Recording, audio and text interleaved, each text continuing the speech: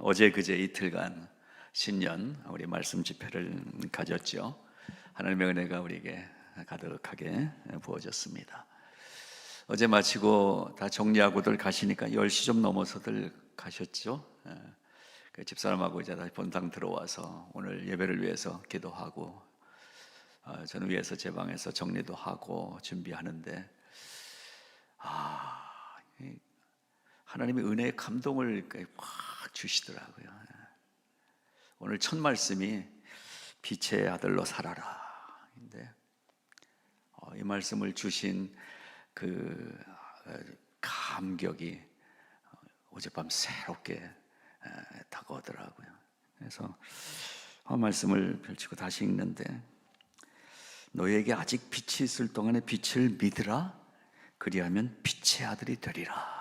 근데 눈물이 확 나는 거예요.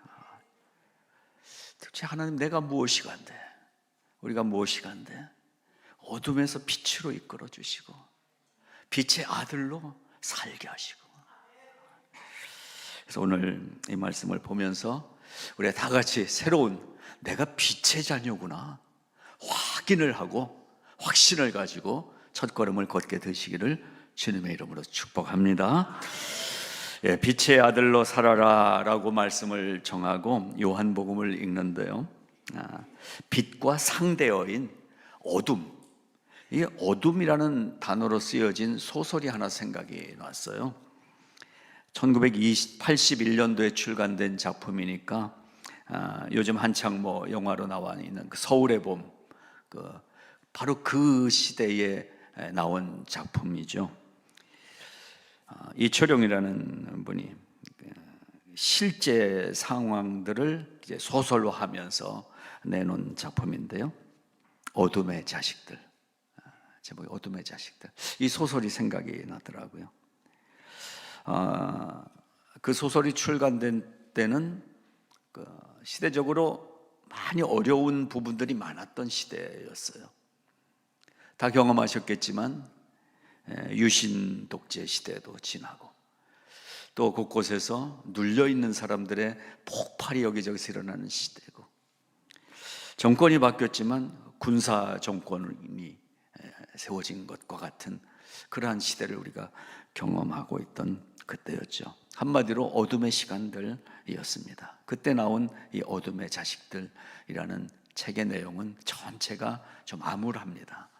배경도 청계천, 그 빈민촌 이런데.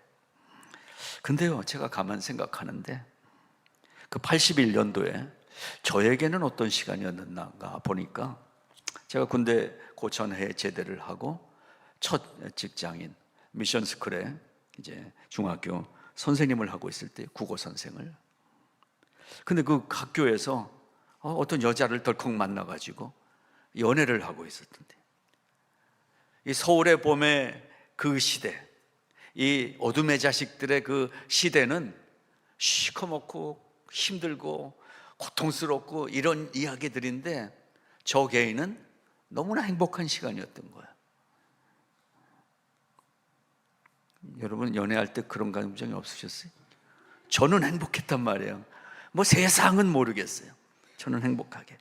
그래서 그해 말에 12월에 결혼하던 그때까지 행복했던 해, 그때의 이 작품이 나왔던 거죠.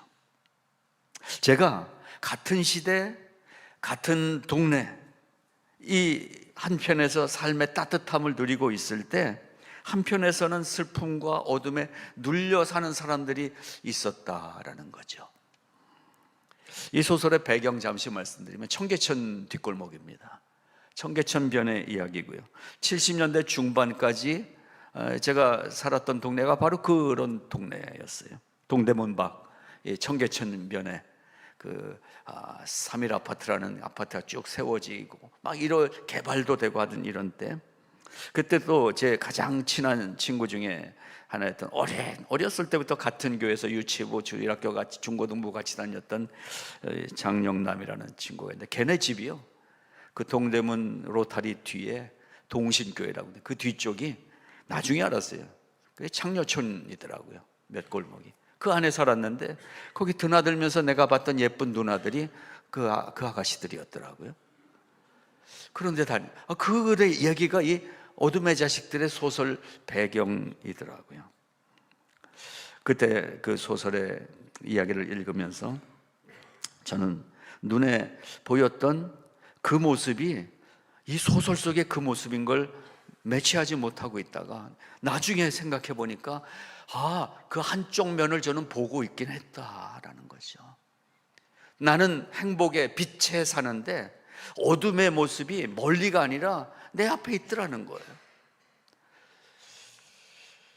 첫 주일 이렇게 청계천 어둠의 이야기를 시작하게 돼서 죄송하지만 이 소설의 이야기는 오늘도 이렇게 새해의 새 아침이 열린 이 아침에도 지구촌 어딘가에서는 이 어둠의 이야기가 지금도 진행되고 있다는 거고요. 또 멀쩡해 보이는, 행복하게 보이는 어떤 사람의 심장을 열어보니까 그 안에는 이 시커먼 어둠이 오늘도 계속되고 있는 사람들이 수두룩하게 온 세상에 널려져 있다는 사실을 생각하게 됐던 것입니다. 그래서 어젯밤에 이 설교 제목을 다시 생각하면서 하나님이 그 마음을 주시면서 아마 울컥했던 것 같아요. 우리는 행복하게 첫 예배를 드리는데 이 시간에도 하나님을 모르는 어딘가에 그 한 사람,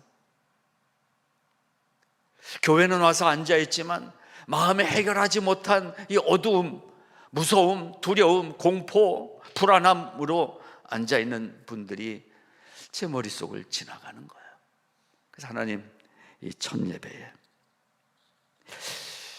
이미 빛의 아들로 우리를 부르셨는데 빛의 아들로 살지 못하고 어둠의 권세에 여전히 눌려있는 그 한 사람이 있다면 이 첫 시간에 하나님 해결해 주시고 그 빛을 비춰주셔서 새 걸음을 시작하는 이 첫날이 되게 하여 주시옵소서.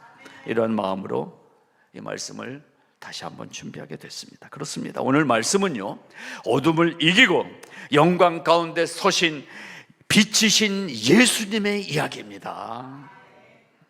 요한복음 12장 이 35절 36절 두 절의 말씀, 결국 무슨 얘기입니까?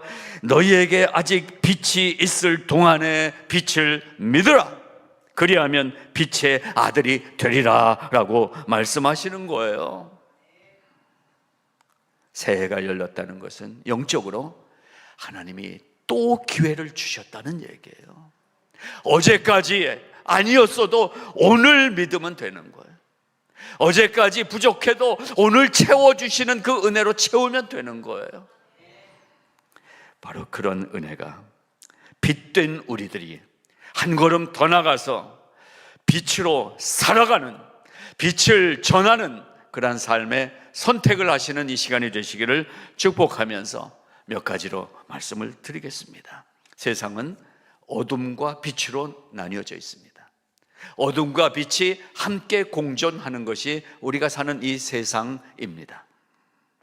하물며 우리의 마음은 어떻습니까? 로마서는 우리의 마음도 그렇게 어둠과 빛이 함께 공존하고 있다고 얘기합니다. 사탄이 지배하는 어둠의 세력이 내 안에 있더라는 거예요. 그러나 그 어둠을 물리쳐 주시는 빛이 우리 안에 있는 거예요. 우리 안에 이 두 마음이 싸우는도다.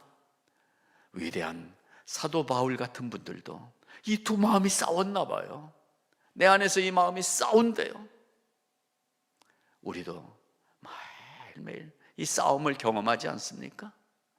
그 믿음의 분량 정도에 따라서 이제 처음 교회 나온 지 얼마 안 된 분들은 오늘 교회 가 마라, 이런 문제가 어둠과 빛의 싸움이죠. 근데 믿음이 커가는데 그와는 또 다른 차원의 갈등을 내 속에서 겪으면서 믿음의 문제 앞에서 빛의 아들임을 확실하게 정하지 못하고 흔들리면서 사는 모습들도 발견하게 됩니다. 저는 창세기를 열어봤습니다. 왜? 빛과 어둠의 이야기는 창세기부터 시작이 됐거든요. 가장 맨 앞에 대초에 하나님이 천지를 창조하시니라, 그 다음 절 2절 3절에 이 빛이 창조되는 이야기예요. 어떻게 창조됐냐면요, 혼돈하고 공허하며 흑암이 깊음 위에 있는 그곳에 빛이 창조된 거예요.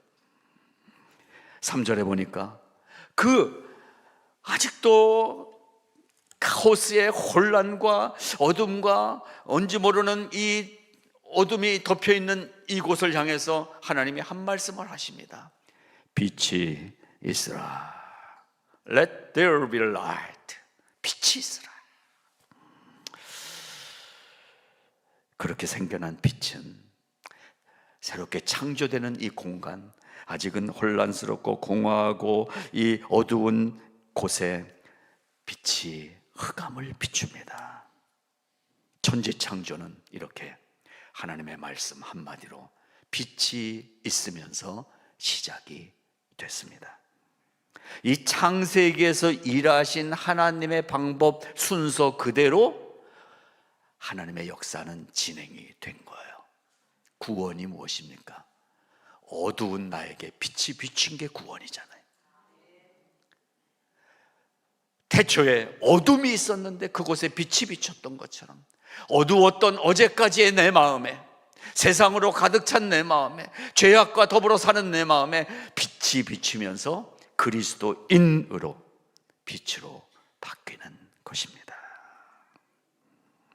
빛이 어둠 가운데서 하나님의 뜻 가운데 창조된 것처럼 요한복음 12장의 이야기는 십자가의 죽음을 통과하는, 이 고통의 어둠의 시간을 통과하는 예수님의 이야기를 지나서 오늘 이 35절, 36절에 이르고 있다는 사실이, 갑자기 다 괜찮고 아무것도 아닌데 그냥 빛이, 대낮까지 환한데 그냥 손전등 비치듯이 그런 빛이 아니라 완전히 새카만 아무것도 보이지 않는 그곳에 비춘 빛, 그 빛이 예수님이라는 거예요.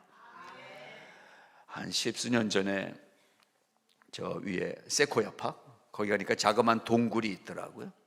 거기 예약을 하고 이제 들어가서 볼 수 있게 됐는데, 첫 번째 갔을 때는 시간이 안 맞아서 못 들어가고 두 번째 갔을 때 그 동굴을 들어갔어요.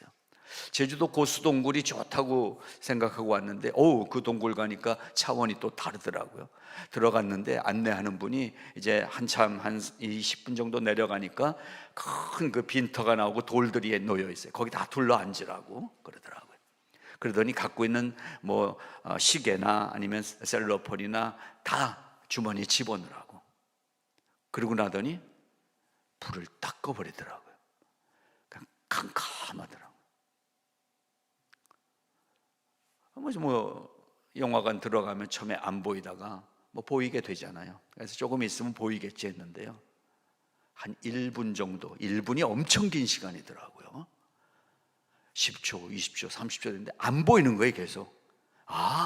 나중에 알았어요. 이게 카오스의 캄캄함이구나. 시간이 지난다고 보이는 게 아니에요.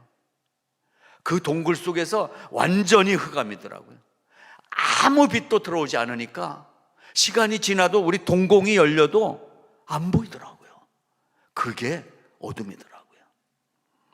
바로 우리의 이야기는 거기에 있습니다. 십자가의 죽음은 캄캄함이에요. 구세주로 오신 분이 이제 죽어버렸으니까 아무 이제는 희망이 없는 거 아니에요. 골고다사는 절망이에요. 죽음 끝이에요.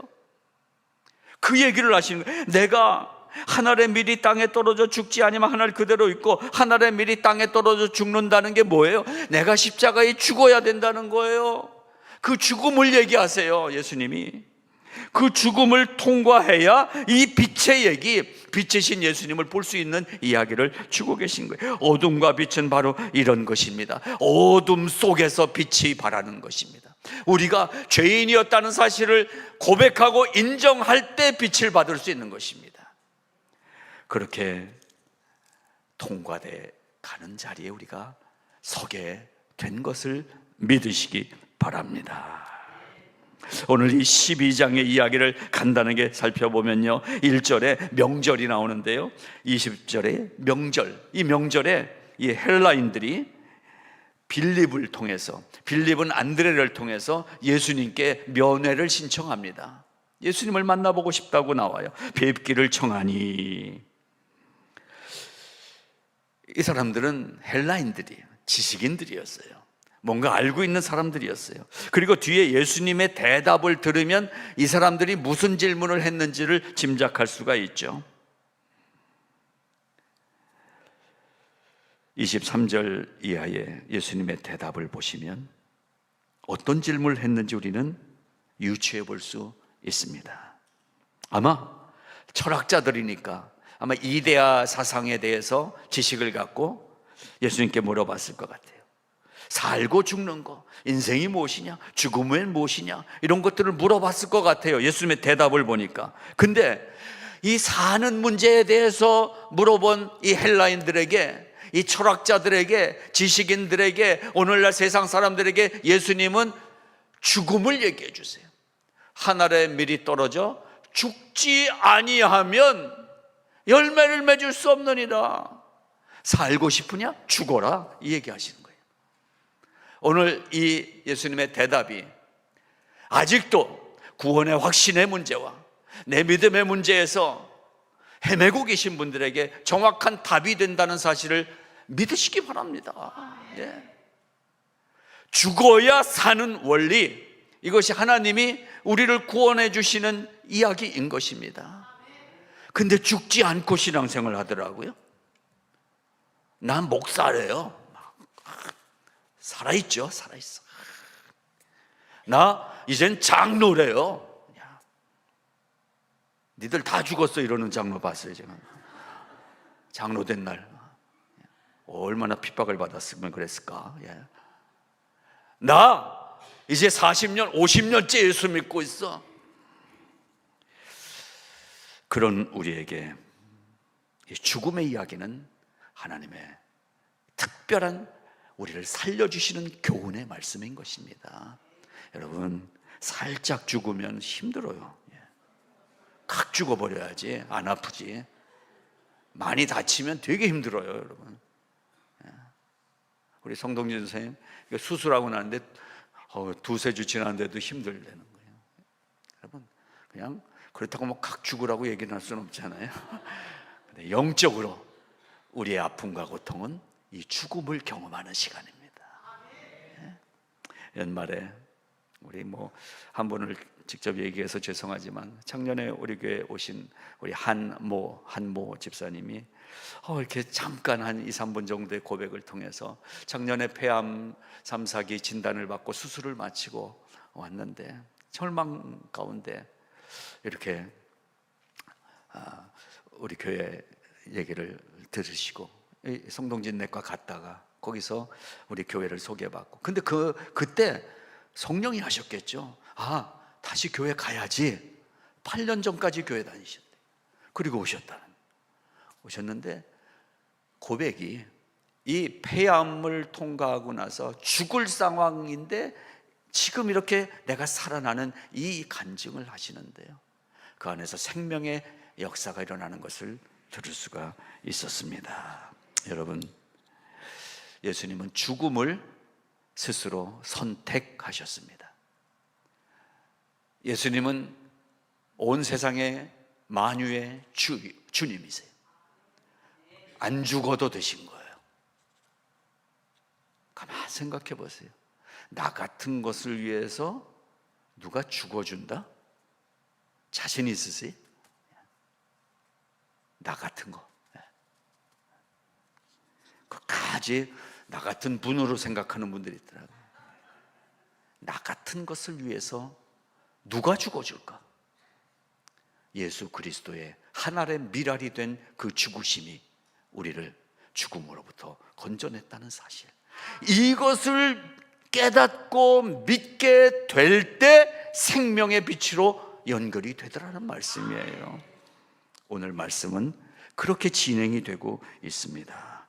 예수 그리스도 당신께서 십자가를 지시고 죽으심으로 나와 여러분과 온 인류를 살리시는 영생을 이루어 주셨다는 사실인 거예요. 그 중간에 있는 선포가 믿으면 아들이 되리라. 우리 기독교의 이 신앙은 훈련하는 신앙이 아닙니다. 배우는 신앙이 아닙니다. 믿음의 신앙입니다. 믿음이라는 것은 무엇입니까? 결국 뒤집어서 생각해 보세요. 결코 믿을 수 없는 일을 믿는 게 믿음이죠. 다 믿는 얘기를 믿는 건 그 믿음이 아니죠. 인정이지. 여러분은 믿으십니까? 예수 그리스도가 어둠에 있는 나를 빛으로 끄집어내 주셨다는 사실을 믿으십니까? 이 믿음의 고백, 헬라인들에게 죽어야 산다라고 말씀하신 예수님의 이야기가 오늘 나에게 받아들여진다면 그 믿음이 통과된 것입니다. 그래서 나도 죽어야지 결심을 할 수 있는 것입니다. 하나님 앞에서 내 자아를 죽이고, 내 고집을 죽이고, 내 자랑을 죽이고, 내 교만을 죽이고, 이건 권총으로 안 되겠어요. M16 저도 쏘아봤는데요, 연발로 놓으면 드르륵 가더라고요. 이렇게 안 돼요. 영화니까. 이게 힘이 세니까 이렇게 눌러줘야 돼. 이게 막 올라요. 여러분 속에서 지금 몰래 숨어있는 그 교만과 아집과 고집과 더러움과 죄악과 이것들을 향해서 성령의 M16 이 기관총을, 새해부터 너무 무지막지하게 얘기해서 죄송합니다. 그렇게 안 하면 얘네들 죽지가 않아. 그냥 살아. 죽은 척 해가지고. 죽은 척 하다 당해봐야 돼요. 죽은 척 한 거 쿡 찔러보세요. 얼마나 아프겠어요. 아예 죽었으면 안 아픈데 빨리 죽어야 되는 거예요. 그게 사는 길이다. 여러분이 오늘도 막혀있는 그 문제, 올해도 어떻게 살아야 될지, 직장 문제, 앞으로 미래 문제, 자녀 문제, 재정 문제, 뭘로 이거 해결하겠어요? 해결이 안 되더라고요. 내 선을 넘어선 문제들이 얼마나 많아요. 근데 하나님이 오늘 이 말씀을 통해서 나에 대한 확신을 주십니다. 아, 빛의 자녀가 됐지. 이 선언이 우리를 살게 할 것입니다. 얼마나 괴로웠던 시간인지 예수님도 이거 피하게 해달라고 27절에 지금 내 마음이 괴로우니 무슨 말을 하리요? 아버지여 나를 구원하여 이 때를 면하게 하여 주시옵소서. 이 정도로 고통스러운 것이 십자가의 죽음이었잖아요. 근데 거기까지가 아니라 예수님은 말씀하십니다. 그러나 주님, 내가 바로 이 때를 위하여 왔나이다. 사명감. 새해를 시작하는 성도 여러분들에게 이 예수님의 마지막 문장이 붙어 있기를 바랍니다. 우리는 기도하면서 요 앞에까지 문장을 이용하더라고요. 하나님, 나 너무 힘들어요. 나 구원해 주세요. 이 때를 좀 면하게 해주세요. 이 어려움을 피하게 해주세요. 미슈입니다.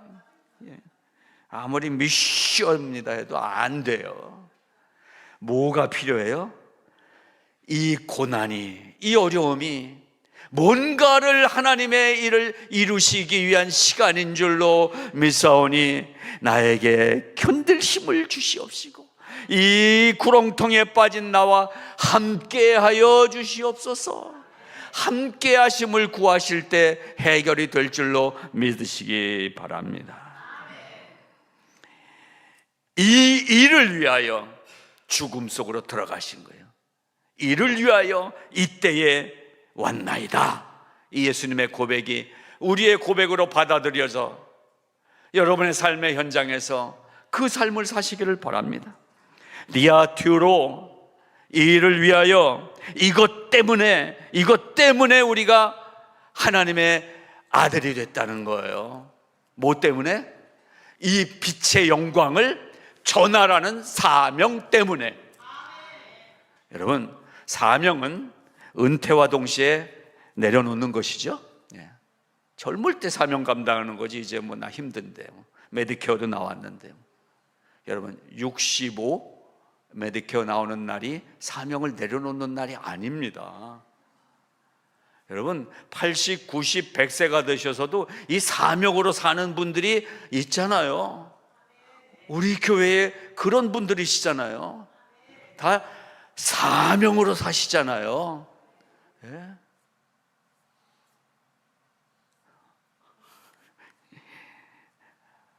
내가 알고 하나님은 아시잖아요. 그렇게 잘 못 사셨던 분들은 이 시간에 결단하라고 주신 말씀이에요. 그 사명감, 내가 있는 이 빛 속에 저 사람도 함께 있게 해야지. 이것이 우리의 사명이에요. 첫째로 생각되는 대상이 누굽니까? 내 자식, 내 아들, 내 딸. 이 빛 속에 들어와야죠. 이 빛 속으로 들어오지 않으면 지읒받침 빛 속에 살게 되는 거예요. 자녀들 잘 되게 하시려면 이 빛 안으로 데리고 오셔야 돼요. 손주들은 부모 책임이 아니더라고요. 이 젊을 때는 자식들 키우느라고 바빠요. 할아버지 할머니 책임이더라고요. 그것 때문에 사명으로 우리가 살아가는 거예요. 놀랍지 않습니까? 오늘 이 말씀을 통과하고 있는 오늘이 무슨 날인지 고린도 후서가 기록해 놨어요.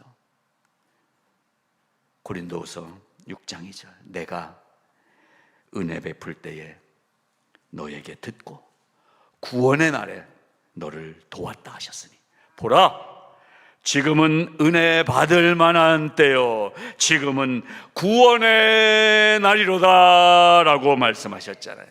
오늘이 구원의 날입니다. 여러분, 구원은 옛날에 받은 그 구원만 있는 게 아니라 오늘도 하나님이 매일 구원해 주신다는 사실을 믿잖아요. 그리고 결국 마지막 날 주님 다시 오실 때 내가 구원받은 사실이 확인되도록 이렇게 스케줄을 짜놓으셨어요. 구원은 과거에 받은 날이 아니라 오늘도 구원받은 기쁨으로 감격으로 살아가고 있는 것이 구원인 것입니다. 이 은혜가 있기를 바라는 것입니다. 결론의 말씀을 정리해 드립니다. 그렇게 구원의 길을 여신 예수님께서 하신 말씀이 바로 오늘 빛으로의 초대의 말씀입니다. 아직 빛이 있을 동안에, 아직, 이 아직이라는 말처럼 능력 있는 말씀, 감사의 말씀이 없어요. 아직 기회가 있다는 거예요. 여러분, 살아있으니까 기회가 있는 거예요. 아직 아니었어도, 어제까지 아니었어도, 어제까지 뜨뜨미지근했어도, 어제까지 대충 교회 얼굴 버리며 다녔어도 오늘이 살아있으면 아직 빛이 있을 동안에 다녀서 어둠에 붙잡히지 않게 하라. 여러분, 인생길 돌아보시면 알지만 예수님 쪽에서 떨어지면 어둠 사탄 쪽으로 붙들리게 돼 있어요. 아니, 어느 한쪽에는 붙잡혀 사는 거예요. 여러분, 예수 그리스도의 손에 붙잡힌 삶을 사시겠습니까? 그 악한 원수 마귀의 손에 붙들려 사시겠습니까? 주님은 질문하십니다. 그리고 우리에게 주신 신앙의 양심과 신앙의 회복으로 말미암아 예수님 손을 붙잡는 은혜를 주실 줄로 믿습니다. 오늘이 기회입니다. 나는 믿습니다. 선언하시는 것입니다. 그리고 이 믿음으로 사는 것입니다. 구원자로 십자가를 지신 예수님은 31절에 이제 내가 다시 올 때는 심판자로 오겠다는 거예요. 이제는 더 이상 구원주, 구세주 예수님이 아니라 그때까지 우리 살아있을 때 주님 오시면은 구세주 예수 그리스도 이렇게 부르면 안 돼요. 그분은 그때부터는 그리스도가 아니에요. 심판하시는 분. 죄는 죄에 대해서, 선으로 하나님을 찾는 자들에게는 상으로. 그날이 오기 전까지는 기회니까 오늘 안 늦었어요. 이 새해에 자녀들 세배 받으시면서 이 믿음의 얘기를 꼭 하세요. 예수 믿어야 네가 산다라는 거예요. 손주들에게, 아직 잘 듣지 못한 애들에게도 귀에 대고 얘기하세요. 하나님이 너를 창조하셨고 하나님이 너를 사랑하시고 너는 하나님의 자녀다. 믿으라. 믿으라. 새해 벽두에 예수님이 이 말씀을, 제 생각에는 헬라 이 철학자들에게, 제자들에게 다 놓고, 자, 너네 잘 들어. 이제부터 제일 중요한 얘기야.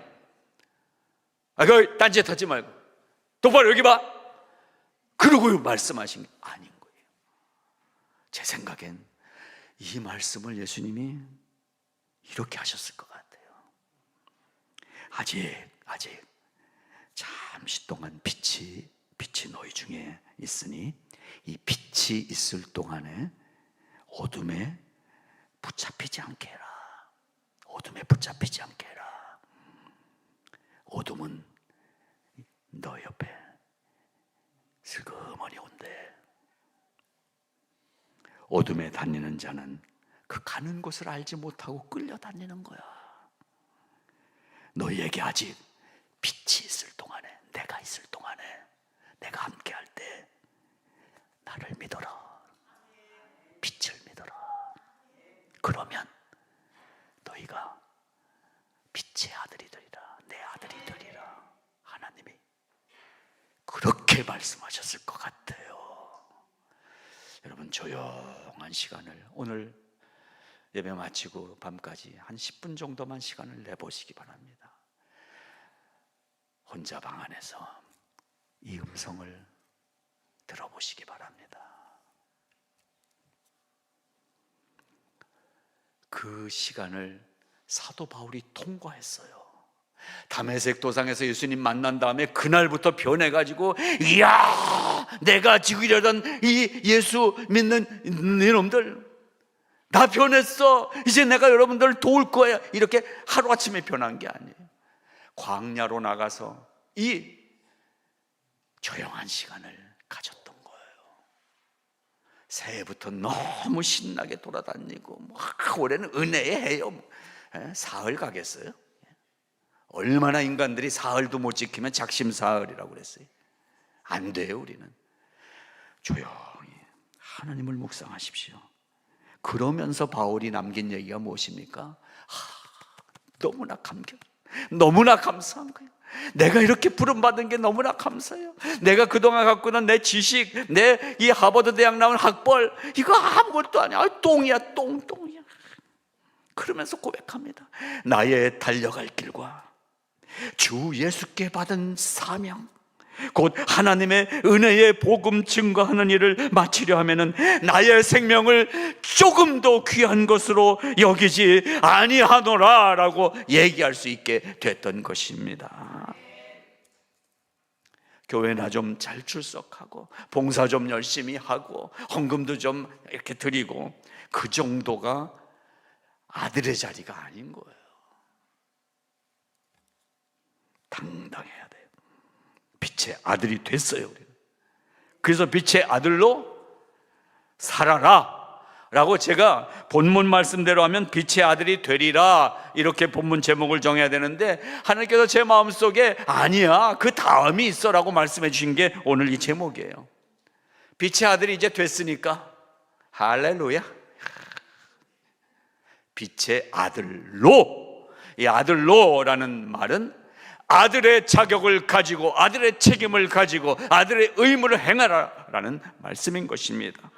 나를 구원하신 예수 그리스도의 빛을 나를 통해서 어둠에 비추면서 살아가라라는 말씀인 것입니다. 써놓고 보니까, 지금 보니까 제목을 조금 잘못 정한 것 같아요. 우리도 여성들이 많은데 빠져나갈 구멍을 들인 것 같아요. 나는 딸이야. 빛의 자녀로 살아라. 주님이 우리에게 이 첫 시간에 부탁하십니다. 축복의 부탁입니다. 축복의 부탁입니다. God bless you. 아까 시작했지만 God bless you의 내용이 무엇이냐? 아들로 살아라. 자녀로 살아라. 이 은혜가 우리 온 교회, 온 가정들에 가득하게 넘치시기를 주님의 이름으로 축복합니다. 하나님 감사합니다. 우리도 어둠이었습니다. 우리의 출생이 그랬고, 우리의 살아온 환경이 그랬고, 어둠 속에 있었습니다. 주의 은혜로 주님의 품 안에 들어와 살았지만 여전히 어둠의 힘에 끌려다니면서 우왕좌왕하며 살았습니다. 그러나 이 새해 벽두에 하나님이 우리를 빛의 아들로 인정해 주시고, 이제 너희는 빛의 자녀답게 살라고 권면해 주신 이 말씀을 가슴으로 받게 하여 주시옵소서. 내가 하는 일이 내 힘이 아니라 하나님의 힘으로 한다는 사실을 깨닫게 하여 주시옵시고, 주님이 내 안에 계시니 그렇게 살겠습니다. 순종이 힘이 되는 줄 압니다. 하나님 앞에 순종을 결심하는, 결단하는 이 새벽이 첫 시간이 되게 하여 주시옵소서. 우리 교회가 그 자리에 서게 하여 주시옵소서. 우리가 서 있는 곳이 그 자리가 되게 하여 주시옵소서. 예수님 이름으로 감사하며 기도드리옵나이다. 아멘. 아멘.